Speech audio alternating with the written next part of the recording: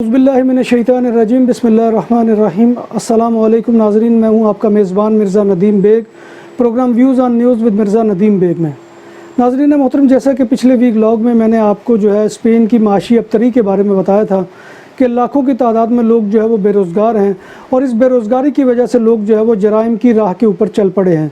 اور وہ ظاہر بات ہے کہ بھوک مٹانے کے لیے سارا معاملہ کیا جا رہا ہے۔ اور بارسلونا کے سینٹر کے ایریا اور اسپین کے دیگر علاقوں میں بھی موبائل سنیچنگ اور یہ پرس سنیچنگ کی وارداتیں ہیں، اس میں بہت زیادہ اضافہ ہو رہا ہے، اور یہاں پر لوگ وہ اس کے لیے اسلحے کے زور پر باقاعدہ آپ سے وہ موبائل بھی چھین رہے ہیں اور آپ سے نقدی بھی چھین رہے ہیں۔ تو لہٰذا اس صورتحال میں بہت محتاط رہنے کی ضرورت ہے، خاص طور پہ بارسلونا سینٹر کے ایریے میں آپ جب پھر رہے ہوں اور گھوم رہے ہوں تو وہاں پر خاص طور پر یہ احتیاط رکھیں کہ گاڑی میں بھی چلتے ہوئے گاڑی کے ڈیش بورڈ کے اوپر موبائل نہ رکھیں، کیونکہ وہ اتنی مہارت رکھتے ہیں کہ کھلے شیشے سے وہ موبائل اٹھا لیتے ہیں۔ اور اسی طرح سے بعض لوگ وہ کانوں کے اوپر موبائل لگا کر جب سن رہے ہوتے ہیں تو پیچھے سے آنے والا وہ اس کو لے کر اچک کر بھاگ جاتا ہے، اور اس کے بھاگنے کی ایسی سپیڈ اور مہارت ہے، اور وہ وہاں کے علاقے سے بھی چونکہ واقف ہوتا ہے تو وہ ایسی گلیوں اور وہ کونوں خدروں میں چھپ جاتا ہے کہ جہاں پر وہ اس کو ڈھونڈنا بہت مشکل ہو جاتا ہے۔ تو لہٰذا یہ وارداتیں وہ بہت زیادہ ہو رہی ہیں۔ اسی طرح سے دکانوں کو توڑنے کی وارداتیں بھی اس میں بھی اضافہ ہو رہا ہے۔ ابھی بارسلونا سینٹر کے اندر ہمارے ایک معزز دوست ہیں، ان کا میں نے اگر نام لیا تو ظاہر بات ہے کہ پاکستانی کمیونٹی کے بہت سے لوگ ان کی طرف چل پڑیں گے، لیکن یہ ہے کہ اللہ تبارک و تعالیٰ نے ان کو نقصان سے محفوظ رکھا ہے، اور نقدی کا معمولی سا نقصان ہوا ہے، لیکن وہ وہ شٹر کاٹ کر دکان کے اندر داخل ہوئے ہیں، اور وہاں سے وہ انہوں نے نقدی اور موبائل وغیرہ وہاں پر ان کا پڑا تھا وہ اٹھا لیا تھا۔ لیکن وہ تو اللہ کا شکر کہ وہ چونکہ مسجد کے قریب ان کی دکان ہے تو وہاں پر لوگ وہ مسجد سے اس وقت نماز پڑھ کے نکل رہے تھے، تو انہوں نے دیکھا کہ ایک بندہ وہ کٹے ہوئے شٹر کے نیچے سے نکل رہا ہے، تو انہوں نے فوراً سے پہلے وہ شٹر کو ڈاؤن کر کے اس کو بند کر دیا، تو وہ وہ بندے باہر کھڑے ہو گئے۔ اب وہ شخص ایک پاتیوں سے اس نے بھاگنے کی کوشش کی، وہاں پر اس کو ناکامی ہوئی تو پھر وہ دوسری پاتیوں میں جا گھسا، اور وہاں سے وہ اوپر چڑھ کے چھت پہ چلا گیا، لیکن اس وقت تک لوگ وہ کافی جاگ چکے تھے اس بلڈنگ کے بھی، اور نیچے چونکہ نمازی پہلے سے موجود تھے،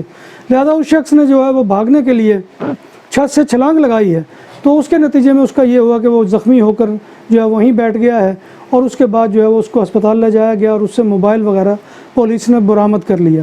اسی طرح ایک واردات وہ کائی پرنسیسا میں ہوئی ہے، وہاں پر بھی ایک پاکستانی بھائی کی دکان کے اندر وہ باقاعدہ لوگ گھسے ہیں، اور انہوں نے گھس کر وہ اسلحے کے زور پر ان کو ہینڈز اپ کر دیا ہے، اور ہینڈز اپ کرنے کے بعد انہوں نے ان سے چابیاں چھین کر وہاں سے نقدی اور قیمتی اشیاء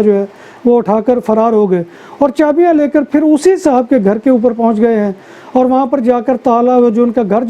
وہ چابی سے ان لاک کیا ہے، اور ان لاک کر کے گھر میں گھس گئے ہیں، اور وہاں پر ان کی اہلیہ اس وقت نماز پڑھ رہی تھی، تو ان کو انہوں نے کہا ہے کہ، اور یہاں پر یہ بڑی ایک عجیب بات ہے کہ اس گینگ کے اندر وہ رومانش نیشنل لوگ بھی تھے، لیکن اس کے ساتھ پاکستانی بھی تھے، اور انہوں نے اس خاتون کو کہا کہ وہ نماز پڑھتی رہیں، انہیں کچھ نہیں کہا جائے گا، اور ان کے بیٹے نے معمولی سی مزاحمت کی تو اس کو انہوں نے زد و کوب کر کے باندھ دیا، اور باندھ کر پھر وہ پورے گھر کی تلاشی لی ہے، اور وہاں پر جو نقدی زیورات تھے وہ بھی لے کر اور قیمتی اشیاء لے کر وہ چلے گئے۔ تو یہ ایک بہت ہی بڑی عجیب اور قسم کی واردات ہے، اور اس میں پاکستانیوں کا ملوث ہونا میرے لیے تو خیر اچنبے کی بات نہیں ہے، لیکن یہ بہت ہی تشویشناک بات ہے۔ اسی طرح سے آپ نے دیکھا ہوگا کہ ان دنوں میں پولیس نے سینٹر کے ایریا کے اندر بہت ہی زیادہ آپریشن شروع کر رکھا ہے، اور جو بھی اسے مشکوک لوگ نظر آتے ہیں ان کو دیواروں کے ساتھ لگا کر وہ تلاشی لی جا رہی ہے باقاعدہ طور پر، اور ان سے بہت زیادہ چیزیں وہ برآمد ہو رہی ہیں۔ تو یہ کیفیت اس وقت بارسلونا سینٹر کی ہے۔ پھر اسی طرح سے ہمارے لوگ وہ ایئرپورٹ پر جب پاکستان جاتے ہیں تو وہ اپنے ساتھ وہ رقم بہت زیادہ مقدار میں لے جاتے ہیں، جبکہ لیگلی وہ 10,000 یورو تک کی وہ لمٹ ہے، لیکن وہ بعض لوگ وہ لمٹ تک بھی رقم لے جاتے ہیں، تو ان کے پاس اس کی کوئی جسٹیفیکیشن نہیں ہوتی کہ وہ رقم انہوں نے کہاں سے لی، کن ذرائع سے کمائی، کیا ان کی اپنی سیلری جمع شدہ ہے، لہذا وہاں پر پھر ان لوگوں کو بہت ہی پریشانی کا وہ نقصان اٹھانا پڑتا ہے۔ پاکستان سے ہمارے نوجوان بیزار کیوں؟ کیا پاکستان میں کیریئر بنانا مشکل ہے؟ کیا یورپ آج بھی ہمارے خوابوں کی جنت ہے؟ یورپ داخلے کے لیے غیر قانونی راستہ بہتر ہے یا بدتر؟ یورپ اور دنیا بھر کے امیگریشن قوانین آسان اور سہل ہیں یا مشکل؟ دیار غیر میں ڈالرز وہ بارش کی طرح برستے ہیں یا اس کے لیے شدید ترین مشقت کرنا پڑتی ہے؟ دیار غیر میں جاتے ہوئے غیر قانونی راستے میں مر جانے والوں کا ذمہ دار کون؟ ان تمام سوالوں کے جوابات کے لیے دیکھیے views on news with Mirza Nadeem Baig YouTube channel BBCUPDATE.TV پر۔ ابھی آپ نے وہ ویڈیو دیکھی ہوگی کہ جو بہت زیادہ سوشل میڈیا پر وائرل ہوئی ہے کہ ایک پاکستانی نوجوان کو گواردیا سول کے جوانوں نے روکا ہوا ہے اور وہ اس کے مختلف جو ہے وہ جرابوں سے، اس کی جیبوں سے، اس کی آگے والی، پیچھے والی اور بیگ سے وہ رقم نکالتے ہیں جو ہوتی تو 10,000 یورو کے لگ بھگ ہی ہے، لیکن وہ اس کو جسٹیفائی نہیں کر سکتا کہ اس نے کہاں سے لی ہے، کیونکہ جب اس سے پوچھا گیا یہ 1500 یورو جو ہے یہ میرے دوست نے مجھے دیے ہیں، اور جب پوچھا گیا کہ دوست کہاں ہے، اس کا کوئی کانٹیکٹ نمبر، تو وہ کہا گیا جی وہ پیرس میں ہے۔ جب اس سے پوچھا گیا کہ یہ رقم کہاں سے لی ہے، اس نے کہا جی یہ میری اپنی سیلری ہے جمع شدہ۔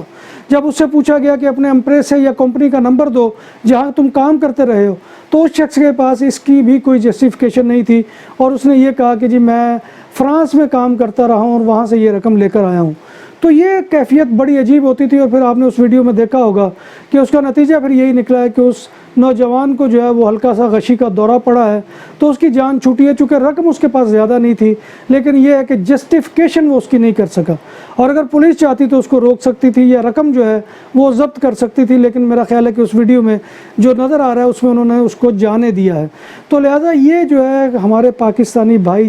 اور انڈین بھائی اور بنگلہ دیشی بھائی، نیپالی بھائی، یہ سارے جائیں، لیکن اپنے ساتھ جو ہے وہ زیادہ رقم لے جانے کی کوشش مت کریں، اور یہ مت کہیں کہ یہ دوست کی رقم ہے، دوست نے دی ہے، کیونکہ وہاں پر جو ہے یہ آپ کی دلیل جو ہے وہ تسلیم نہیں کی جاتی۔ تو لہذا ناظرین محترم، یہ اس وقت جو ہے جرائم کی جو ہے وہ کیفیت ہے کہ بہت زیادہ موبائل سنیچنگ اور جو ہے وہ نقدی چھینی جا رہی ہے، تو لہذا اس صورتحال میں آپ کو بہت احتیاط سے جو ہے وہ چلنا ہوگا، اور اگر کوئی اس سلسلے میں آپ کے سامنے اسلحہ تان لے تو پھر آپ اس سے مزاحمت نہ کریں، کیونکہ جان سب سے زیادہ عزیز ہوتی ہے۔ تو لہذا یہ کیفیت اس وقت جو ہے پورے اسپین کی ہے، اور خاص طور پہ بارسلونا میں یہ وارداتیں سینٹر کے علاقے میں بڑھ گئی ہیں، اور خاص طور پہ جب ان کے ملزمان پکڑے جاتے ہیں تو وہ بہت ہی نوعمر ہوتے ہیں کہ جن کے خلاف پولیس کارروائی کرتے ہوئے بھی جھجکتی ہے، کیونکہ ظاہر بات ہے کہ انڈر ایج کے خلاف اس طرح سے قانون لاگو نہیں ہوتا، اور وہ اپنی کم عمری کا جو ہے وہ فائدہ اٹھاتے ہیں۔ تو ناظرین محترم، یہ جو ہے یہ دو چیزیں تھیں کہ جن کے بارے میں آپ کو اویئر کرنا چاہتا تھا، اور یہ خاص طور پہ گھروں پہ بھی جو نقدی اور جو زیورات جمع کرنے کا سلسلہ ہے اس کو جو ہے خاص طور پہ ختم کر دیجئے، کیونکہ بینک کے لاکرز ہیں، وہاں پر جا کر آپ اپنی رقم جو ہے وہ رکھ سکتے ہیں، کیونکہ یہ بیسوس مار میں آج سے کچھ عرصہ پہلے بہت زیادہ پاکستانی کمیونٹی کے گھروں کے اندر جو ہے وارداتیں ہوئی تھی، اور وہاں پر لوگ جو ہے وہ بہت بڑی مقدار میں زیور سے محروم ہو گئے تھے۔ تو ناظرین محترم، یہی آج کی میری گزارش تھی کہ قانون کو ہاتھ میں مت لیجئے اور غیر قانونیت مت کیجئے۔ تو اسی کے ساتھ اپنے میزبان مرزا ندیم بیگ کو اجازت دیجیے، انشاءاللہ پھر نئے پروگرام میں نئے موضوع کے ساتھ آپ سے ملاقات ہوگی، تب تک اللہ حافظ۔